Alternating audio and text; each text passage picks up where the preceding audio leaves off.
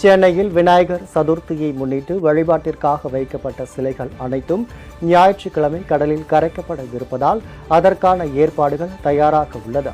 விநாயகர் சதுர்த்தி பண்டிகையொட்டி பல்வேறு இந்து அமைப்புகள் சார்பிலும் பொதுமக்கள் சார்பிலும் சென்னையில் 1000க்கும் மேற்பட்ட இடங்களில் சிலைகள் வைக்கப்பட்டு பூஜை நடத்தப்பட்டது. இந்த சிலைகள் அனைத்தும் விடுமுறை தினமான ஞாயிற்றுக்கிழமை எண்ணூர், பட்டினப்பாக்கம், நீலாங்கரை ஆகிய கடற்கரைகளுக்கு கொண்டு செல்லப்பட்டு கடலில் கரைக்கப்பட உள்ளது.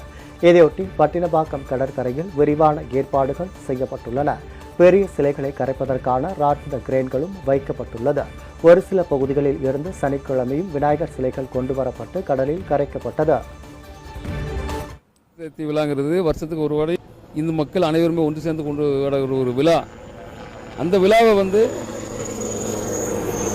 பொதுமக்களுக்கு காவல்துறை பாதுகாப்பு கொடுக்குறோங்கிற பேரில் இடையூறு பண்ணாமல் பொதுமக்களை கடற்கரைக்கெல்லாம் அலோவ் பண்ணோம்.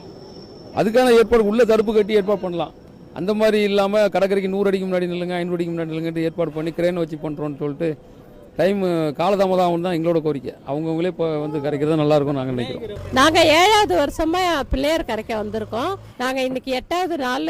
இத்தனை நாளாக வச்சு எல்லாமே நாங்கள் பூஜை புனஸ்காரம் எல்லாத்தையும் பண்ணிவிட்டு நாங்கள் எல்லாம் வழிபட்டு எல்லாருக்கும் நாங்கள் எல்லாரும் அன்னதானம் எல்லாருக்கும் கொடுத்து பந்தல் போட்டு பெரிய அளவில் விநாயகரை கொண்டாடிட்டு எடுத்துகிட்டு வந்திருக்கோம். இன்றைக்கி போலீஸ் பந்தோபஸ்து கொடுத்தாங்க. நல்லபடியாக வந்து சேர்ந்துட்டோம், கடலில் கரைச்சிட்டோம், கிளம்புறோம் வீட்டுக்கு. இதனிடையே விநாயகர் சிலை ஊர்வலத்தையொட்டி ஞாயிற்றுக்கிழமை சென்னையின் முக்கிய சாலைகளில் போக்குவரத்து மாற்றம் செய்யப்பட்டுள்ளது.